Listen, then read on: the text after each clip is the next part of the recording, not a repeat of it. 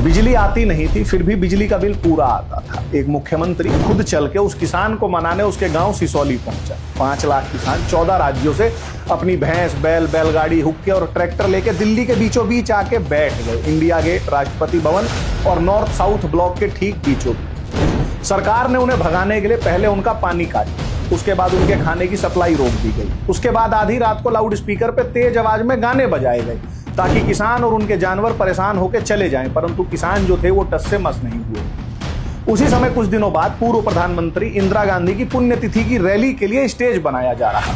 किसानों ने उसी आधे पेंट किए हुए स्टेज पे कब्जा कर लिया। मजबूरन सरकार को इंदिरा गांधी का जो प्रोग्राम था उसे लाल किले के पीछे शिफ्ट करना पड़ा। और जिस आदमी ने ये सब करवाया उसने अपनी जिंदगी में एक भी चुनाव नहीं लड़ा, ना कोई पद लिया, ना कोई पार्टी बनाई। बस एक खाट, एक हुक्का और 5 लाख लोगों को एक आवाज पे दिल्ली बुला लेने की ताकत। और इस एक हफ्ते के बाद इंडियन स्टेट ने एक फैसला लिया कि अब से दिल्ली के दिल में सत्ता के सामने इस तरीके का प्रदर्शन दोबारा कभी नहीं होने दिया जाएगा। और यहीं से जन्म होता है उस जगह का जिसको आज हम भारत का प्रोटेस्ट साइट जंतर मंतर के नाम से जानते हैं। देखिए, जब भी आप न्यूज में देखते हैं कि कोई धरना हो रहा है, कोई आंदोलन हो रहा है, कोई भूख हड़ताल पे बैठा है, तो दिल्ली में अक्सर एक ही जगह का नाम आता है, जंतर मंतर। इसको इंडिया का हाइड पार्क तक कहा जाता है। आप यहां जाएंगे तो आपको यहां हमेशा, मतलब किसी भी टाइम आप जाइए, 50 से 60 अलग अलग विरोध प्रदर्शन होते हुए दिख जाएंगे। पर क्या आपको पता है कि जंतर मंतर हमेशा से इंडिया की सबसे फेमस प्रोटेस्ट साइट नहीं थी? और क्या आपको पता है कि जंतर मंतर असली में एक प्रोटेस्ट साइट है ही नहीं, ये तो 300 साल पुरानी एक एस्ट्रोनॉमिकल ऑब्जर्वेटरी है जिसे एक राजा ने आसमान को नापने के लिए बनाया था। आपने क्या कभी सोचा है कि जब भी हम प्रोटेस्ट वगैरह के बारे में सोचते हैं तो ये सारे प्रोटेस्ट जंतर मंतर पे ही क्यों होते हैं? जंतर मंतर में ऐसा क्या खास है? और वहां पे ये प्रोटेस्ट कब से होने शुरू हुए? और उससे पहले भारत में प्रोटेस्ट की सबसे हाई प्रोफाइल जगह थी क्या? कैसे वो जगह जो एस्ट्रोनॉमिकल ऑब्जर्वेटरी थी वो इस देश में प्रोटेस्ट का पर्याय बन गई? इसके पीछे एक कहानी है, एक किसान की कहानी जिसका नाम था महेंद्र सिंह टिकैत, और एक रैली थी 1988 की जो इस पूरी कहानी का असली टर्निंग पॉइंट है। आज की इस वीडियो में हम विस्तार से जानेंगे कि कैसे एक टूटे हुए बिजली के सब स्टेशन से शुरू हुई एक लड़ाई दिल्ली के सबसे हाई सिक्योरिटी जोन तक जा पहुंची। कैसे एक मुख्यमंत्री को एक किसान को मनाने के लिए खुद पैदल चल के उसके गांव जाना पड़ा, और कैसे इंदिरा गांधी की बरसी का कार्यक्रम लाल किले के पीछे शिफ्ट करना पड़ा। बात उस फैसले की भी होगी जब इस देश के रूलिंग एलिट ने तय किया कि सत्ता के दिल में अब ऐसा प्रदर्शन कभी भी दोबारा नहीं होने देंगे। और कैसे उसी एक फैसले ने आसमान नापने वाली एक 300 साल पुरानी एस्ट्रोनॉमिकल ऑब्जर्वेटरी को बना दिया भारत में विरोध प्रदर्शनों का पर्याय। नमस्कार, मैं हूं कौशलेश राय और आप देख रहे हैं द डॉजियर। और यह किस्सा है जंतर मंतर के भारत के सबसे बड़े प्रोटेस्ट साइट बनने का। कहानी शुरू होती है एक आदमी से, महेंद्र सिंह टिकैत। इनका जन्म 1935 में मुजफ्फरनगर जिले के सिसौली गांव में हुआ था। ये एक जाट किसान परिवार से थे और बालियान खाप के वंशानुगत चौधरी थे। अब ये खाप क्या होती है? तो खाप एक प्रकार की ट्रेडिशनल क्लैन काउंसिल होती है जो कई कई गांवों पे अपना असर रखती है। और टिकैत को ये चौधरी की पोजीशन सिर्फ 8 साल की उम्र में मिल गई थी उनके पिता की मृत्यु के बाद। इस एक चीज को समझना बहुत जरूरी है क्योंकि यहीं से महेंद्र सिंह टिकैत की पूरी ताकत का राज छुपा है। महेंद्र सिंह टिकैत पॉलिटिक्स में आने से पहले ही, किसी इलेक्शन को लड़ने से पहले ही एक बहुत बड़ी रूरल कम्युनिटी के लीडर थे। जन्म से खाप के चौधरी थे और वो खुद को एक गांव के मुखिया की तरह ही सदैव कैरी भी करते थे। सीधी सादी बात, कोई जल्दबाजी नहीं। खाट पे बैठ के हुक्का पीते हुए दरबार लगाते थे और खड़ी बोली में बात करते थे। लोग उनको प्यार से बाबा टिकैत कहते थे। उनके साथ रह चुके लोगों के मुताबिक बाबा टिकैत के कुर्ते में जेब भी नहीं होती थी, यानी वो बिकाऊ नहीं थे। उन पे कोई प्रलोभन काम नहीं करता था और उनकी इसी सत्यनिष्ठा और निस्वार्थता की वजह से उनके सामने कोई खड़े होने की हिम्मत नहीं करता था। अब 17 अक्टूबर 1986 को सिसौली में एक महापंचायत होती है और इसी महापंचायत में भारतीय किसान यूनियन यानी बीकेयू को वेस्ट यूपी में दोबारा खड़ा किया जाता है और टिकैत को इसका प्रेसिडेंट बना दिया जाता है। हेडक्वार्टर तय होता है उनका अपना गांव सिसौली। और यहां बाबा टिकैत एक फैसला लेते हैं जो आगे चल के उनकी सबसे बड़ी ताकत बनेगा। उन्होंने अपनी जिद पे भारतीय किसान यूनियन को पूरी तरीके से नॉन पार्टीशन रखा, नॉन पॉलिटिकल रखा, यानी किसी भी पॉलिटिकल पार्टी का कोई दखल नहीं। उन्होंने पॉलिटिकल पार्टियों और उनके नेताओं को, यहां तक कि उस समय देवीलाल को भी, जो उस वक्त के जाटों के सबसे बड़े नेता थे, उनको भी भारतीय किसान यूनियन के मंच पे आने से मना कर दिया था। अखबारों में इस फैसले पे एडिटोरियल छपे थे और प्रोटेस्ट को पब्लिक की सहानुभूति भी इसलिए मिली क्योंकि वो किसी का वोट बैंक बनने से इनकार कर रहे थे। और इसके साथ उन्होंने दो गांधीवादी सिद्धांत और जोड़े, अहिंसा और असहयोग। उन्होंने गांधीवादी तरीका अपनाते हुए किसानों से कह दिया कि वो अपने बिजली के बिल भरना ही बंद कर दे। अब जो ये आंदोलन था, जो ये सब महापंचायत हुई थी, इसकी शुरुआत होती है दिसंबर 1986 में। मुद्दा क्या था? ट्यूबवेल आपने देखा होगा खेतों में लगा होता है। उत्तर प्रदेश में उन्हीं ट्यूबवेल के बिजली के टैरिफ बढ़ा दिए गए थे। उस वक्त समाजवाद अपने चरम पे था और जैसा कि समाजवाद में अक्सर होता है, बेसिर पैर के नियम कानून बना दिए जाते हैं। ऐसा ही एक कानून खेतों में लगे ट्यूबवेल के बिजली बिल का था। ट्यूबवेल का बिल मोटर के हॉर्स पावर के हिसाब से फिक्स होता था। अगर 5 हॉर्स पावर की मोटर लगी है तो महीने भर का इतना ही बिल आएगा, और अगर 10 हॉर्स पावर की लगी है तो बिल इतना आएगा। यह फिक्स था। अब इसमें जो बेहूदगी थी, समाजवाद क्या था कि बिल आने के लिए बिजली का आना जरूरी नहीं था। मान लो तार टूटने की वजह से महीने में 20-22 दिन बिजली आई ही नहीं तो भी बिल पूरा आएगा। और उस जमाने में बिजली ना आने के लिए तार का टूटना या ट्रांसफार्मर का जलना जरूरी नहीं था, क्योंकि समाजवादी व्यवस्था में ये बिजली बहुत प्रिविलेज थी। ठीक ऐसे ही शामली के पास एक सब स्टेशन खराब पड़ा था जिसकी मरम्मत नहीं हो रही थी। ट्यूबवेल चल नहीं रहे थे, खेतों में गन्ना सूख रहा था और फिर भी बिजली का बिल पूरा का पूरा देना पड़ रहा था। यह बात किसानों के दिल में चुभ रही थी। किसान अपनी शिकायत लेके बाबा टिकैत के पास पहुंचे। तय किया गया कि करमू खेड़ी बिजली घर पे धरना दिया जाएगा, और करमू खेड़ी के पावर हाउस पे जो धरना हुआ वो बढ़ते बढ़ते 3 लाख से ज्यादा किसानों तक पहुंच गया। 1 मार्च 1987 को जब शामली के एक क्रॉसिंग के पास पुलिस ने किसानों को रोकने की कोशिश की तो पहले लाठी चार्ज किया और फिर गोली चला दी, जिसमें 2 किसान मारे जाते हैं। हालात बिगड़ने की आशंका से सरकार बिजली के बढ़े हुए टैरिफ वापस ले लेती है और उत्तर प्रदेश के तब के मुख्यमंत्री वीर बहादुर सिंह घोषणा करते हैं कि वो किसानों के हक में कुछ ऐलान करना चाहते हैं, और इसके लिए वो जगह चुनते हैं सिसौली, यानी महेंद्र सिंह टिकैत का अपना गांव।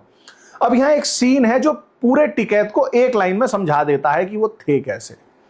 बाबा टिकैत, जो किसानों की मौत से वैसे ही दुखी थे, वीर बहादुर सिंह को संदेश भिजवाते हैं कि आना है तो आ जाओ, हमें कोई दिक्कत नहीं है, पर ना कोई होर्डिंग पोस्टर लगेगा, ना कोई पार्टी का झंडा लगेगा, और ना ही कोई नेता मंच पर चढ़ेगा।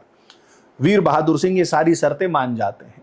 तय दिन वो अपने हेलीकॉप्टर से सिसौली उतरते हैं और उतरते ही देखते हैं कि वहां उनको रिसीव करने के लिए कोई भी खड़ा ही नहीं है, उनके सरकारी अधिकारियों के अलावा। वहां से उनको करीब 1 किलोमीटर पैदल चल के जाना पड़ता है जहां किसान बैठे थे, और जब वो वहां पहुंचते हैं तो बाबा टिकैत किसानों से घिरे हुक्का पी रहे होते हैं। वीर बहादुर सिंह पीने को पानी मांगते हैं तो पानी उनको ग्लास में नहीं दिया जाता, लोटे से हाथों का चुल्लू बनवा के पिलाया जाता है। एक मुख्यमंत्री को यह काफी अपमानजनक लगा कि ये तो मेरे प्रोटोकॉल के खिलाफ है। खैर, वो जो करने आए थे वो करके लौट जाते हैं, पर किसानों की बहुत सारी मांगे अभी भी अधूरी रह जाती हैं। तो महेंद्र सिंह टिकैत 1988 की जनवरी-फरवरी में घोषणा करते हैं कि हम अपनी मांगे मनवाने के लिए मेरठ कमिश्नरी का घेराव करेंगे, और महेंद्र टिकैत अपने पूरे दल बल के साथ मेरठ कमिश्नरेट को घेर लेते हैं। यह घेराव पूरे 25 दिन चलता है। 25 दिनों तक मेरठ का पूरा प्रशासन ठप, सरकार के हाथ पांव फिर फूल जाते हैं। सरकार इतना घबरा जाती है कि मुख्यमंत्री वीर बहादुर सिंह ने बाबा टिकैत को बातचीत के लिए लखनऊ बुलाने का आमंत्रण भिजवाया, पर उन्होंने लखनऊ आने से यह कह के मना कर दिया कि हमारे लिए लखनऊ से नजदीक दिल्ली है और अब की तो हम डायरेक्ट जाके असली सत्ता के केंद्र से ही बात करेंगे। बाबा टिकैत ने ऐलान किया कि हम दिल्ली तक बुग्गी से बुग्गी जोड़ देंगे, और उनकी एक आवाज पे पश्चिमी उत्तर प्रदेश की 12 लोकसभाओं और 35 विधानसभाओं के अलावा 13 अन्य राज्यों से करीब 5 लाख किसान दिल्ली की ओर कूच कर जाते हैं। कोई ट्रैक्टर पे चला, कोई बैलगाड़ी पे, कोई झोटा बोगी पे, कोई बस से, कोई मोटरसाइकिल से, कोई साइकिल से, और कुछ तो पैदल ही दिल्ली की ओर रवाना हो लिए। ये सब किसान महेंद्र सिंह टिकैत के नेतृत्व में 25 अक्टूबर 1988 को दिल्ली में घुस जाते हैं और दिल्ली आके अपना डेरा डालते हैं बोट क्लब मैदान। बोट क्लब को अगर मैं भारत का सबसे हाई सिक्योरिटी जोन कहूं तो गलत नहीं होगा।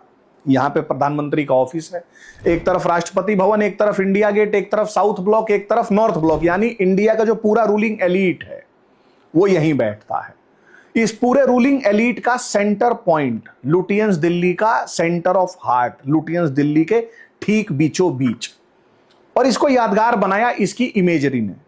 ये जैसे पूरा का पूरा देहाती भारत उठा के राजधानी के उन सजे संवरे मैनिक्योर्ड जो लॉन्स हैं उन पर रख दिया गया हो। किसानों ने अपनी गाय भैंसों को उसी लुटियंस दिल्ली के क्यूरेटेड मैनिक्योर्ड पार्क में घास चरने को छोड़ दिया। दिन में 2 बार अपने जानवरों का दूध निकाल रहे थे। किसानों ने वही पास में अपनी खाट और हुक्के लगा लिए। दिन भर हुक्का चलता, ताश खेलते, पंचायत होती, बीच बीच में बाबा टिकैत आके किसानों को संबोधित करते। वहीं बगल में खुले में चूल्हा जला के खाना बनता और रात को सब रागनी सुनते हुए सो जाते।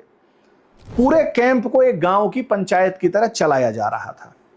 महेंद्र सिंह टिकैत ने दिल्ली के उस मोस्ट हाई प्रोफाइल इलाके को एक गांव की पंचायत बना दिया था। और टिकैत की वो फोटो जिसमें वो किसानों के बीच लेटे हुए हुक्का पी रहे हैं, वो इस पूरे प्रदर्शन की पहचान बन गई।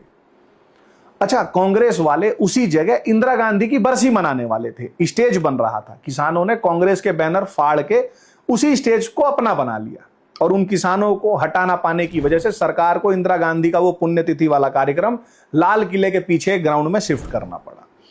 अब सरकार ने सोचा कि ये कब तक बैठे रहेंगे, क्योंकि आप सोचिए कि इंडिया गेट से लेकर राष्ट्रपति भवन को जो सड़क जोड़ती है बीच में, उसके दोनों तरफ किसान बैठे हुए हैं। सरकार को उन्हें हटाना तो था ही। पुलिस अधिकारियों से सलाह मशवरा किया गया तो अधिकारियों ने बताया कि बलपूर्वक तो हम इनको नहीं हटा पाएंगे, अब क्या किया जाए, क्या रास्ता निकाला जाए। तो सरकार ने दूसरी तरकीब लगाई। प्रशासन ने पानी और खाने की सप्लाई काट दी, आधी रात को तेज म्यूजिक तक बजाया ताकि किसान और उनके जानवर परेशान होकर चले जाएं। पर वो तो महेंद्र सिंह टिकैत के नेतृत्व में आए थे, वो टस से मस नहीं हुए। टिकैत की अगुवाई में 12 मेंबर की एक कमेटी ने राष्ट्रपति आर वेंकटरमन और लोकसभा स्पीकर बलराम जाखड़ से मुलाकात की, पर उस मुलाकात का कोई हल नहीं निकला। बताया जाता है कि जब विरोध प्रदर्शन के 5 दिन बीत चुके थे और सरकार झुक नहीं रही थी, तो महेंद्र सिंह टिकैत ने किसानों से पूछा कि अरे तुम शौच वगैरह के लिए कहां जाते हो। आपको बता दूं कि जब किसानों ने वहां डेरा डाला था तो वो नहाने के लिए कनॉट प्लेस में जो फवारे वगैरह लगे थे, उन फवारों पे भी नहा रहे थे। ये दृश्य जो दिल्ली का रूलिंग एलीट था उसके लिए बड़ा सरप्राइजिंग था। तो खैर, किसानों ने बताया जी हम यहीं चले जाते हैं। तो उन्होंने कहा कि यहीं वहीं मत जाओ, अब से यहीं करना शुरू करो, इन्हीं लॉन्स में। और उसके बाद ये जो 5 दिन का प्रदर्शन हुआ था, जो किसानों ने वहां डेरा डाला था, इससे जो ये सेंट्रल विस्टा के जो ये साफ सुथरे मैनिक्योर्ड लॉन्स हैं, जो ये रिपब्लिक ऑफ इंडिया का शोकेस है जहां गणतंत्र दिवस की परेड होती है, वो गंदा और मैला हो गया था। एक जर्नलिस्ट ने लिखा था जिसने इस घेराव को कवर किया था कि हेलाउड सेंट्रल विस्टा किसानों के कैंप से सली हो गया था। और एक एनडीएमसी अफसर ने तो यहां तक कहा था कि महेंद्र सिंह टिकैत ने जानवरों की एक फौज से वो जगह भर दी थी। फिर 30 अक्टूबर 1988 की रात को पुलिस ने राजपथ पे किसानों पे लाठीचार्ज किया। महेंद्र सिंह टिकैत का जवाब बड़ा अनोखा था। उन्होंने कहा कि वो किसान बदला नहीं लेता, वो सब कुछ सहता है और बस जीने का हक मांगता है। और पुलिस की क्रूरता ने किसानों के इरादे और मजबूत कर दिए और सरकार को किसानों से ये दुश्मनी बहुत महंगी पड़ेगी। नतीजा, अगले दिन खुद देश के प्रधानमंत्री राजीव गांधी ने किसानों को आश्वासन दिया कि वो उनके 35 पॉइंट चार्टर पे एक्शन लेंगे और उसके बाद 31 अक्टूबर 1988 को यह घेराव हटा लिया गया। कुछ महीने बाद 1989 के इलेक्शन से पहले यूपी के मुख्यमंत्री एनडी तिवारी ने भारतीय किसान यूनियन के साथ एक औपचारिक समझौता साइन किया। और अब आते हैं इस पूरी कहानी के सबसे जरूरी हिस्से पे कि इस घेराव के बाद हुआ क्या। क्योंकि इस घेराव ने सिर्फ कुछ मांगे ही नहीं मनवाई, इसने हमेशा के लिए यह बदल दिया कि इंडिया में प्रोटेस्ट कहां होगा। 5 लाख किसानों और उनके जानवरों का इंडियन स्टेट के सबसे संवेदनशील दफ्तरों के ठीक बीचों बीच में कैंप कर जाना, इस पूरे नजारे ने सिक्योरिटी और एडमिनिस्ट्रेटिव एस्टेब्लिशमेंट को हिला के रख दिया। रूलिंग एलीट जो था वो दहशत में था।